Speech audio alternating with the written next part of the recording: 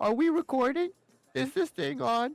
Yes, it is. Welcome to RevOps 500, where we invite the world's top marketers to answer the tough questions facing growing organizations. Ooh, sounds important. I'm Sajeel Qureshi. And I'm Gil Pei. Join us as we dive deep into the world of RevOps. We'll be learning strategies and expertise from first-hand experience. RevOps 500 is sponsored by Computan.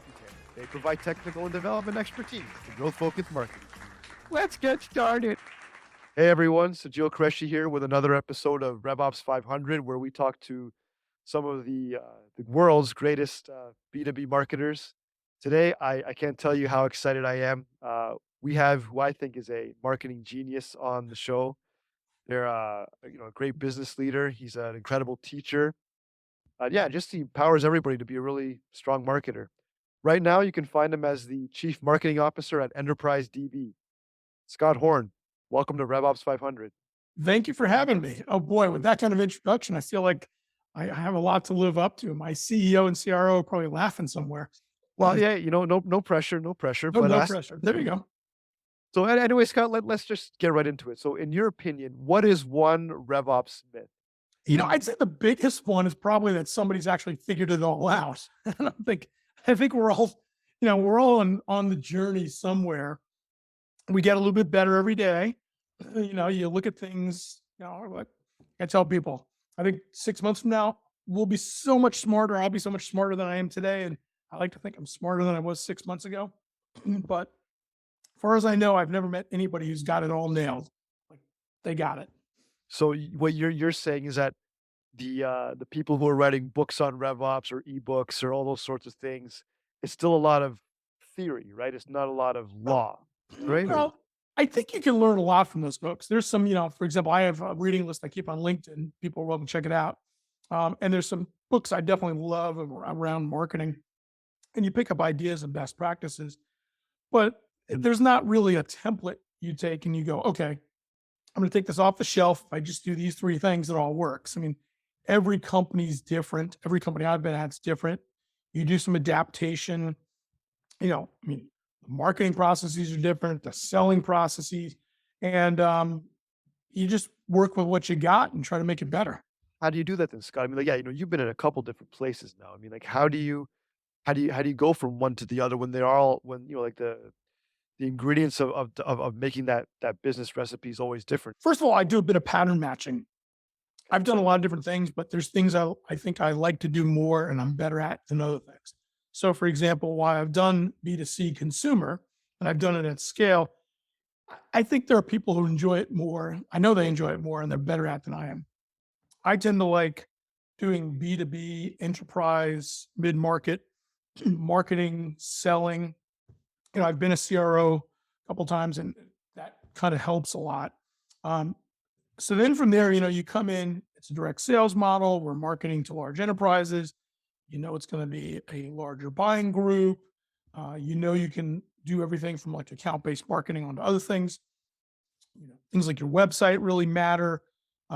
Analytics matter a lot. And once you figure it out, at least what you think you build the right team around it. Structure, that's been a lot of my focus at EDB these first 18 months. Really building a team that can do what the company needs us to do to provide effective pipeline and understand that pipeline so that with our sales partners, we can go grow the company's revenues. So yeah, that's how you go about it. So it really sounds like what you're saying, Scott, is that you've done B2C at scale and then you went to B2B and you tend to like that better. So I mean, look, you've got the Forbidden Planet poster behind you. I mean, it's a great, I'm a geek. What can I say? 1960s movie. I mean, from way back in the day. I mean, it's an amazing movie. But look, so it's almost like a film producer can do like Forbidden Planet, but then doing like Gone with the Wind is a very different thing. Even though you're using a camera, you're writing a script and doing screenplay, but they're very different movies, and making those films is very, very different, right? Same idea? Same idea. In fact, I'm going to switch my background up. So I do the company promo, so I hope you don't mind. All right. Yeah, no problem. Zoom info, every time it updates, it throws out your settings. Yeah, it's kind of, I'll say there are rhyming sequences. Like all marketing has some commonality. And then there are certain kinds of marketing, like, B2B enterprise, You know you're going to be working with a direct sales force. You're probably going to have channel partners. You're going to have longer selling cycles, larger deal sizes. Expansion motions and customer marketing matter. The reason I tend to prefer that side, and again, that's with a lot of respect because B2C is hard and it's a lot of Sure. fun. It's just that the marketing strategies you employ are going to be really different in a lot of ways. Yeah, you've got to be great about, in all cases, what's the benefits of my solution? Why is it better? Who's my customer?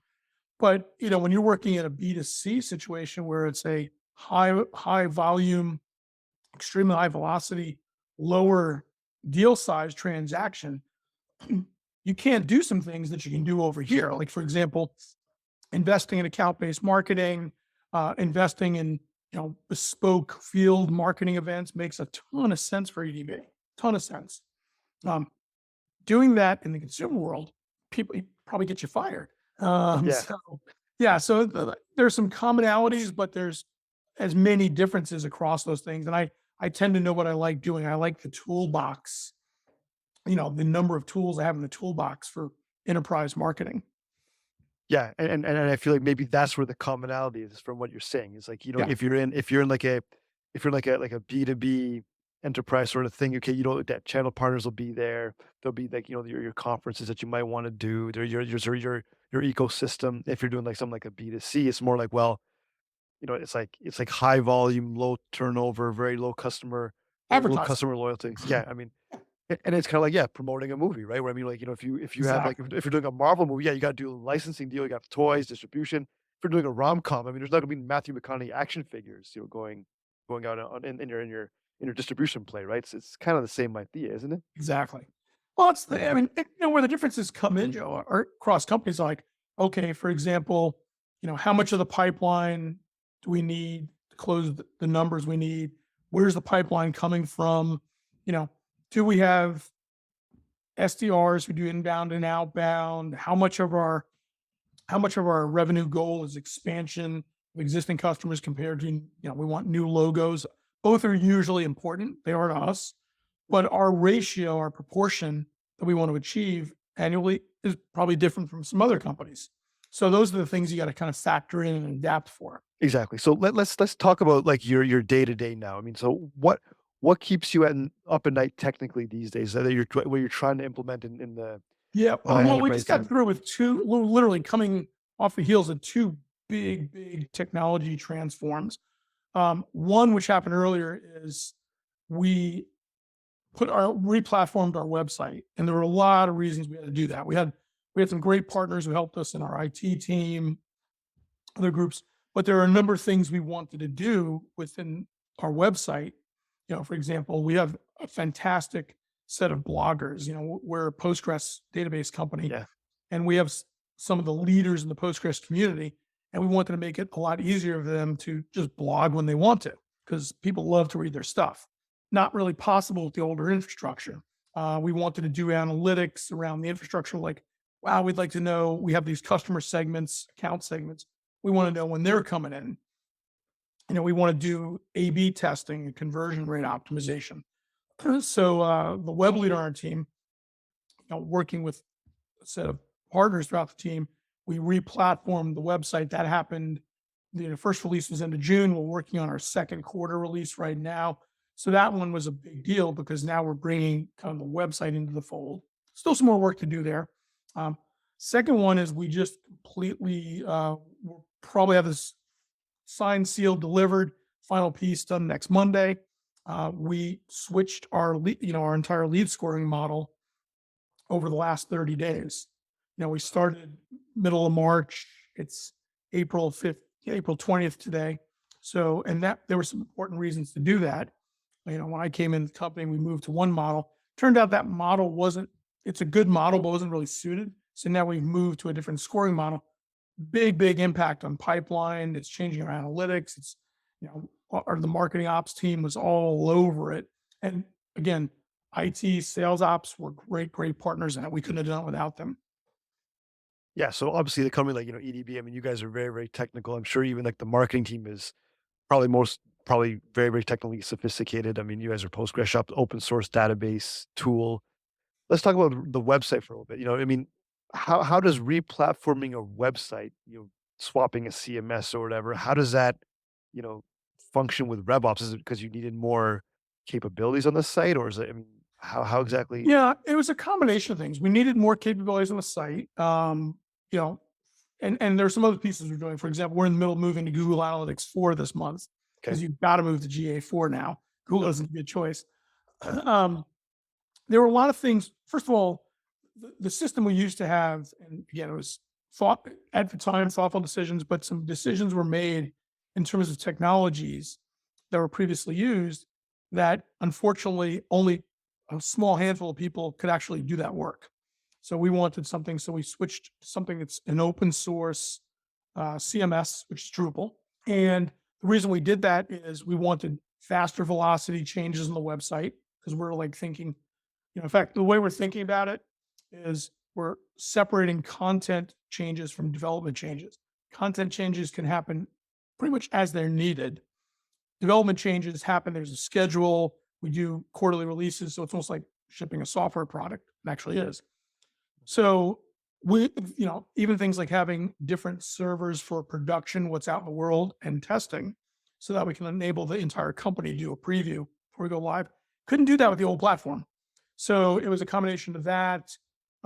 We actually wanted something that worked better for analytics. We wanted something that worked better with our marketing tech stack, which we've done a significant amount of engineering work over the last 18 months on the tech stack to simplify it, make sure everything's working together properly. And, that's one of those things where, very much devil's in the details there. And it's a ton of hard work. And again, that was working with IT, sales ops, our marketing ops team, the analytics team all together.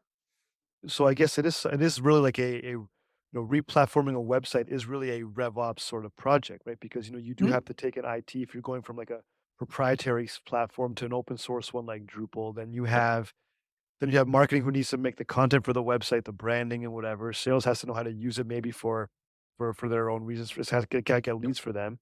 Then you have IT coming back to do maybe customer functions, right? Maybe there's like a pay a bill online or knowledge bases or Oh, stuff like those things. yeah, exactly. A good example of that is we have like a support portal. We have a partner Okay. portal.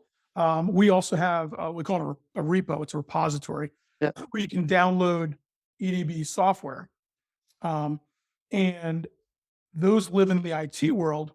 They have an authentication mechanism, and we make sure we work well with that. So that's where the teams come together, where we can say, okay, great, let's provide this really kind of consistent journey for the website visitor, get them where they need to go. If they want to create an account on that portal, they can, they're logging in. And then we make sure that for a lot of reasons, security, IP protection, that we Absolutely. work with IT and their authentication systems to make sure that happens in the right way. So they do have to work together. Absolutely. So how does something like, now that you're at the kind of the back end of this project, how would you advise somebody going into that project now, knowing what you know from you probably Oh have those battle God. scars to prove it. Yeah, but what would you tell somebody? Yeah, so we learned a bunch of things. We're already changing some of our approaches. So here's what I'd say. And I'll take the EDB case. Yeah, EDB, we hadn't made a lot of changes on the website for a long period of time because some of the reasons I mentioned earlier, it was proprietary. It was like this interesting technology that was selected and made it difficult to make changes. It was so number one, being really clear with the company about why you're changing the website and what is in scope and not in scope. So, for example, one of the things that we ran into was we had a very clear set of we want to change these things in the website, but we didn't provide a long list of here's the things that are going to be the same. So when we went to do the preview for the company, we got a lot of good feedback. It was great. We captured it all. We didn't, but people were like, this web page is way out of date, etc. Wasn't in scope yet. So that's one thing. The second thing is, making sure that you get a lot of eyes on it. That's one of the things. We're an open source company. So what we're trying to do going forward is making sure that we have ample time for the entire company to get eyes on it before it goes live. And yeah, you do get a lot. You get a lot of feedback on it. Not all of it you're going to react to, but it's better to get the feedback than not. And the last thing I'd say, which I think we learned, is anytime you do a replatform, your SEO is going to take a bit of a dip. That's just the way it is. How much, how little, you don't know until you do it. So there's things in retrospect I would have done. For example, we don't spend a lot on PPC. I'm not a huge believer in it, but that may have been an area where, okay, maybe we do a brief surge on PPC to make sure for unbranded keywords and searches, we don't lose where we are. We've since made it all up and then some, but there was a period of time there where there's a little bit of, mm, and then you get the last thing I'd say is, and it goes back to the lots of eyeballs. We we found things because of the age of the website we replaced. Like example, people had set up RSS feeds, which were great, Uh, but it wasn't documented anywhere. So suddenly we started getting like we use Slack as a company. There were all these Slack messages going, the RSS feed is broken. We were like, what RSS feed? So I think the thing in retrospect is if you're going to do replatform, you want to kind of go around the company and do a good listening tour. Okay, so the website, like, what do you like? Anything we should know that you're doing with it? Because we ran into quite a few of those, and we've addressed them all now. But it's one of those things where, and if I could take a time machine back, I'd be like, let's go ask people. Let's make sure we understand everything versus we're having to find it out and address it real time. So that's my advice. It's an important thing to do. Your website is so critical. It really is for any company. yeah. So, I mean, making sure that there's some ways for existing customers to interact with it and get some answers they need. Marketing is there, sales or reduces the friction, makes a whole lot of sense. Well, I mean, if you look at these days, every piece of research, which I do agree with, says that in 2023, where we're sitting, your primary customer or the customers, they're going digital and doing a lot of digital self-service in their buying journey before they even engage you. By the time they either decide to call you or they decide never to call you. So by the time they're calling you, they're getting on the phone or into a Zoom call and they know what they want. So your website needs to be the best version of your company. Like the information you want them to see is up there. You've got to make it very accessible. It's clear, understandable. The benefits of your solution got to be clear. I mean, we're doing continual tweaks to the website. We're starting to do a lot of more A/B testing, and starting to get down deeply into conversion rate optimization, which I'm really excited about. So the website is just critical. We also get a lot of quite a few hand raisers, as we call them, and hot leads that we're able to turn into opportunities for our salespeople right from the website, which is great. Nice, nice.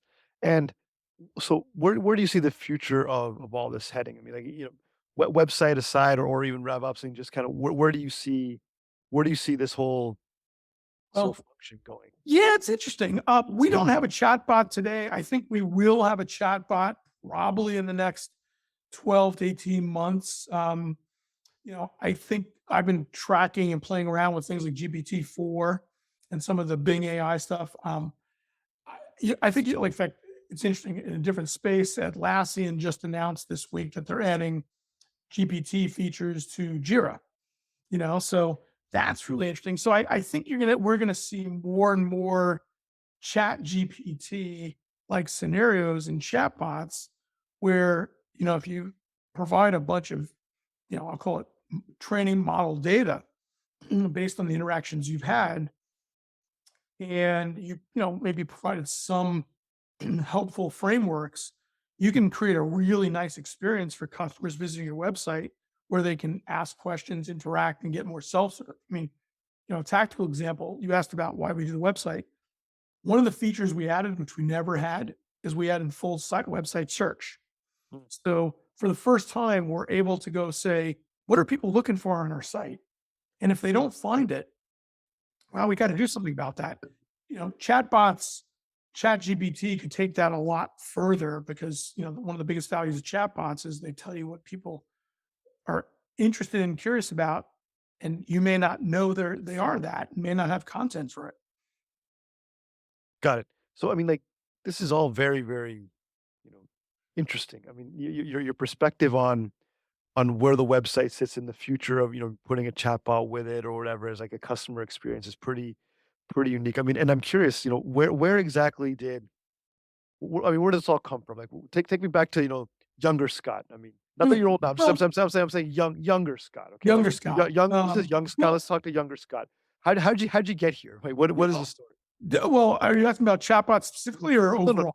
no, no. Oh, I'm talking oh, about okay. So I like you earlier commented on the Forbidden Planet. I was your classic, nerd geek, love science awesome. fiction, love robots. Yeah, awesome. Early on, my high school became what it was like the first high school in our district that got computers. It was Apple IIs. There you go. I'm dating myself. Um, Nice. Love them. and it turned out I just the way my mind worked, it worked for programming. I was able to program, and pretty quickly I was helping other people program. So by the time I went to school, I was like, oh, I want to do AI, and I actually studied AI in undergrad, and got a computer science degree, was a software engineer.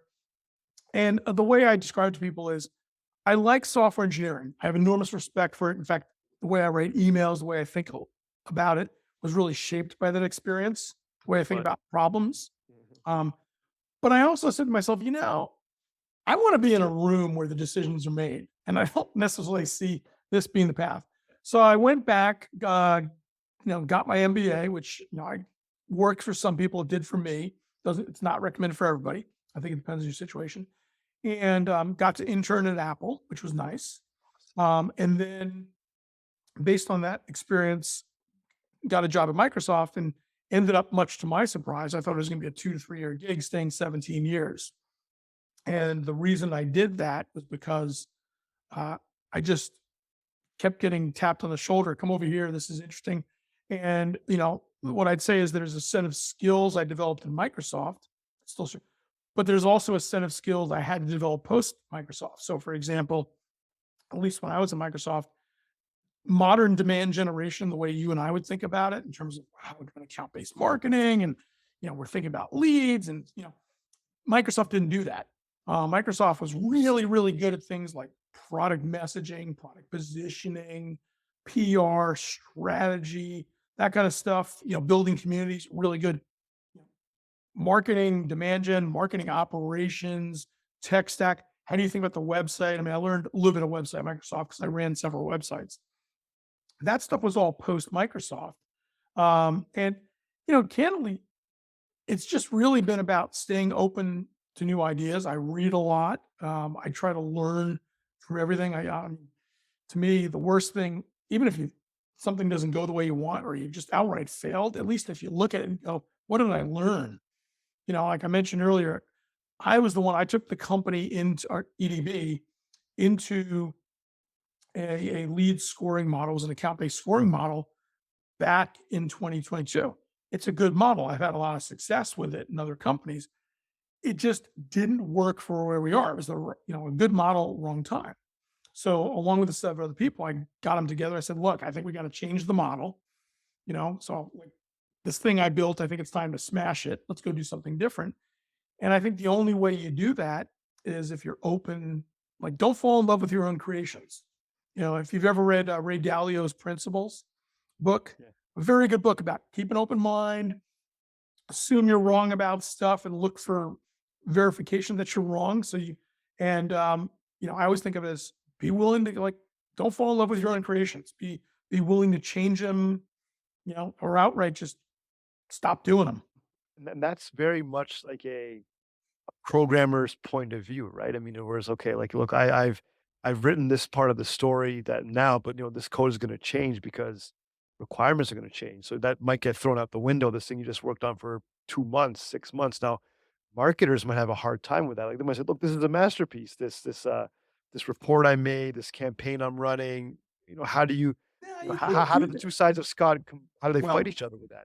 I'll answer, and then I'll tell you a quick funny story that I tell Yeah. people. So what I'd say is, I think you've got to let the data be your guide. I mean, one of the things that's a benefit of the engineering background, because I think of myself as an engineer, I went to an engineering school, Yeah, sure. is it's about the data. If you don't have the data, go get the data, and then we can look at the data. And the data, in a lot of cases, is going to tell you. If you think the campaign's beautiful, but the campaign's not generating leads, okay, let's take a look at why that's happening. There's no escaping; it's not generating leads. You got to go look at it. The funny thing is, I think the engineering background with marketing works really well for where we are today. As marketers, there's so much data that you've got to understand the technology. You've got to understand, I mean, I spend tons and tons of time with our marketing ops team, with our sales ops team, like just like literally thinking about how do things flow through the pipeline into the system. We happen to be responsible in my team for the company's data enrichment. So adding accounts, adding contacts, making sure we have as good a data. A lot of thinking. The funny story I tell is when I was in business school, like my background was almost like the opposite of what everybody wanted. It's funny because I went through a brief flirtation. I was like, I want to do consumer products. And, if you were to look at my resume at that point, you'd be like, what?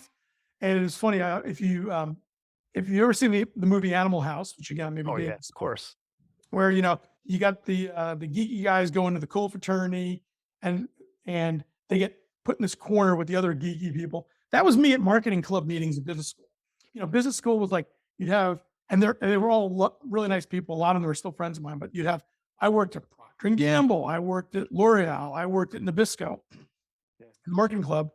And then they'd be like, well, if you want to do that high tech thing, Scott's over there in the corner, go talk to him. He did that last summer at Apple. And of course, nobody ever came to talk to me. Now you look at it and you're like, okay, again, if you're working, I think even if you're working in consumer, you're dealing with, digital management platforms, you've got DMPs, you got CMPs, you got to understand your web analytics, you got to understand, your performance lift on ads and coupons. I mean, ton of data. Don't get me wrong. You can be a creative in a lot of roles in marketing, but I don't think there's a role in marketing where you can't be uncomfortable with math or, at least be comfortable with tech.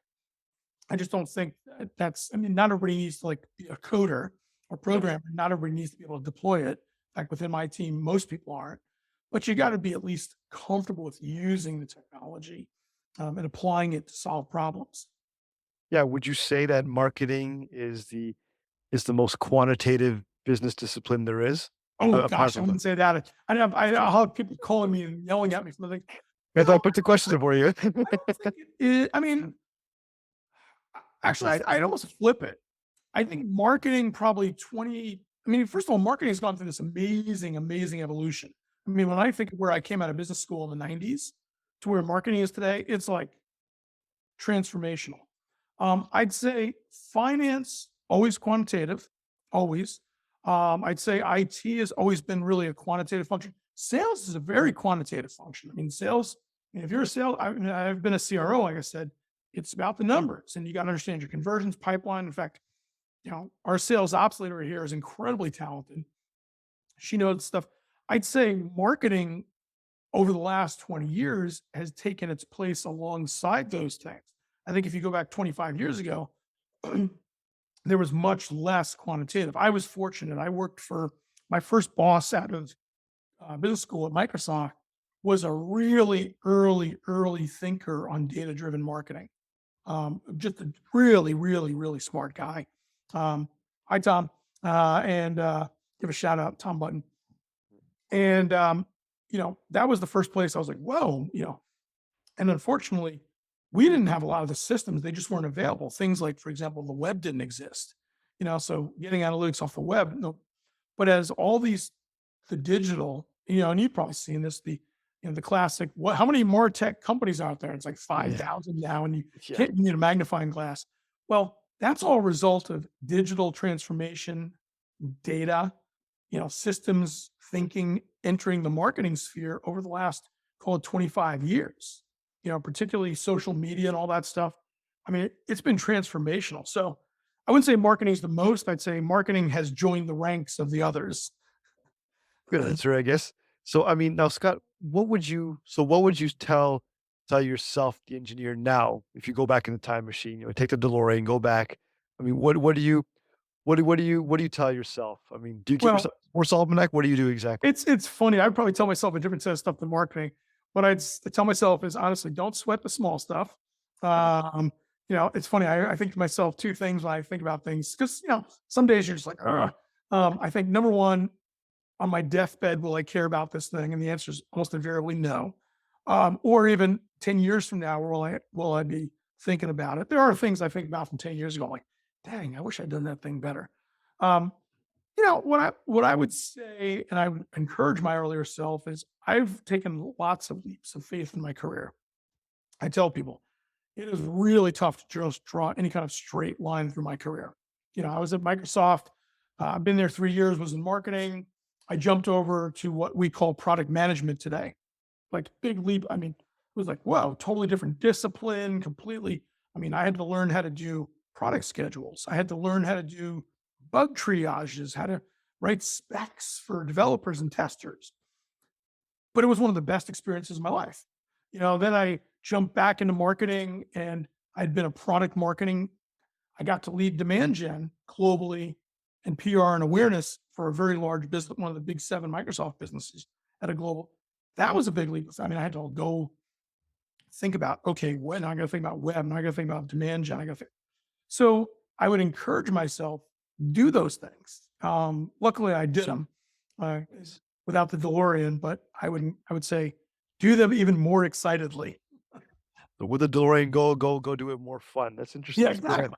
Like, don't So, like, I sweat mean, it. Just go do it and don't sweat things. I mean, the other thing too, I'll say this, I tell people all the time, at the end of the day, it's the relationships.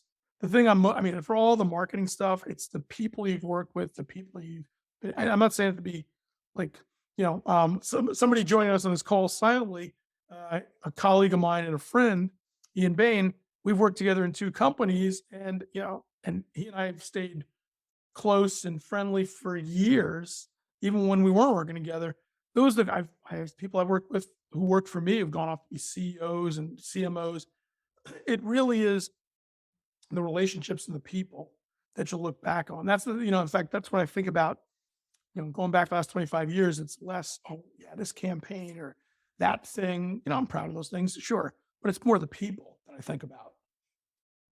yeah. So I mean, like that's a really interesting take on things. Obviously, people always talk about the people that they work with, but I mean, it sounds like in your voice you can kind of hear, you had a lot of fun working with a whole bunch of Oh people yeah. over the career. I mean, for sure. So let's talk about the fun a little bit. Then I mean, like what do you do for fun? I mean, obviously, I mean, I know we're both sci-fi people here. I mean, what else is there Well, behind oh, okay. Scott that we don't know about? So I love to do, let's say I do Peloton multiple times a week. I Oh do man, martial arts. I'm waiting for my new studio. I moved to Atlanta last June. So the studio I'm waiting on is just about to start because I do Tang Sudo, which is a Korean martial art. I've been doing that for years. I love to cook, love, you know, read constantly. In fact, it's one of the things one of the interesting things, I just tell people it's kind of a weird thing, but back in 91 or 92, I decided to keep a log of every book I was reading. So I have like this log that goes back, and that's where the reading list on LinkedIn comes from. I pull the stuff that I really like around marketing, sales, business, history, biographies, and put that into a list, and I update it every year or so. So I'm usually reading something. It drives my wife crazy because I want to read in bed. But do those things. Yeah, that's fun. Outside, hang out with the dog, hang out with the family, all good stuff. so I mean, like Scott, you've got a very variety, diverse background. I mean, in terms of like interests and skills and career job placements, those sorts of things. Where can people learn more about you and your story and what you're all about? Well, the story, boy, I don't know what about that. We have to like just sit over drinks or wine. I actually am a wine drinker, but I'd say I would people, feel free to reach out on LinkedIn. As long as you're not selling me something. I turn down like 10 solicitation invitations a day, literally. But if you genuinely want to connect, I'm happy to do it. The reading list I mentioned is on LinkedIn. I updated it within the last year, and I, by the way, I appreciate suggestions from people about have you read X? As an example, somebody recommended a biography of Nelson Mandela to me probably 7, 8 years ago. I read it. It's a wonderful, wonderful, inspiring book. Just incredible. It's actually, I think it's Walk to Freedom. Yeah. And it's on my list. It's a great, great book. I mean, and I was grateful that somebody said, hey, I noticed you like biographies. Have you read this one? Yeah, those are the ways to get to know me. Check out EDB, follow us if you want to follow our exploits. Yeah, tell us a bit more about EDB if you can. Well, first of all, great company. Founded in, I want to say 2006. Our CEO, Ed Boyajian, has been the CEO for 15 years, and it's day zero for him. The company, what we do is we are the leading Postgres open source database company on the planet. What I mean by that is we have more Postgres engineers in our company than you take the three cloud service providers, Microsoft, Amazon, Google combined. We contribute 30%. We've contributed over the last decade, roughly 30% of the overall Postgres code base for open source. We have people in our company who are brilliant at it. In fact, if you want to follow some really smart people and you love Postgres, we have some of the rock stars of Postgres. We provide additional services and additional IP. What I mean by that is we do things like, for example, if you want to get off of an Oracle database, which a lot of people do for cost reasons and other reasons, we can either migrate you, or if you want to keep your existing code, we have an Oracle compatible version of Postgres that is an enhancement to Postgres. So you can do that. We also offer extreme high availability. What that means is essentially 5 nines availability. So like 6 minutes of downtime a year. 99.9999% uptime. Exactly, which is amazing. Also things like failover. So if you're updating one server, you can do it. We also have a database as a service. So if you want to run it in the cloud called Big Animal, you can do a free trial. Also come to edb.com. What I was going to say is you can run Postgres with us anywhere. You can run it in on-prem, private cloud, one of the cloud services we support, AWS and Azure today. Google's coming soon. And you can also run it in the Postgres managed cloud where we host our environment. So if you look at it, our customers are the leading enterprises, government agencies around the world. We support every branch of the US federal government with quite a number of agencies, financial services, banking, transportation, healthcare, hospitality, pharma, health. It's literally, I think the latest number I saw is we have over 80 companies on the Fortune 500, as customers, and many, many of them long-term customers going back many years. So that's what we do. Cool company. If you love databases, Postgres, which is the most popular open source database there is. If you love databases, you like doing marketing and helping enterprises really transform their data platform, their technology, and what they can do for their customers, DDB is an awesome place to be. I mean, Postgres is kind of the future of open source database. It's Exactly. It's a very big deal. If you haven't heard of it yet, I mean, you will hear about it momentarily. I'm sure you go Google it if you haven't done it already, or ChatGPT, whatever you want to do. I mean, but yeah, you got to go research it for sure. Well, I'll mention a couple things. Most loved, most used, most wanted database. If you go to Stack Overflow, the other thing is one of the things we have the privilege of doing for the Postgres community is EDB hosts the only Postgres downloads for Mac and Windows worldwide. So it's a great place to come visit, to come get it. So, and we make it very easy to download a Postgres because in fact, one thing we just announced, if you want to learn Postgres, we made all of our on-demand paid courses free. They're all free. I didn't mean to do a PR promo here, but you mentioned it. So if you want to get free Postgres training from the folks who really know Postgres, come to EnterpriseDB.com, www.enterprisedb.com, and come download our training. Come take our training. Look, Scott, I mean, this has been a lot of fun. I mean, martial artist, sci-fi wizard, marketing guru, marketing mentor. I mean, thanks so much for coming on and jamming with me today. Really appreciate that. Yeah, thank you. I really enjoyed it. Great questions. It's a lot of fun. If everybody listening out there, if you learned something today, if you laughed a lot, hopefully you did, tell someone about the show. And Scott, thanks again. Thank you. This has been another exciting episode of RevOps 500, and we'll see you all next time. And that wraps up another episode of RevOps 500. Thanks for joining. For show notes and other episodes, visit us at RevOps500.com. RevOps 500 is sponsored by CompuTech, providing technical and development expertise to growth-focused marketing teams.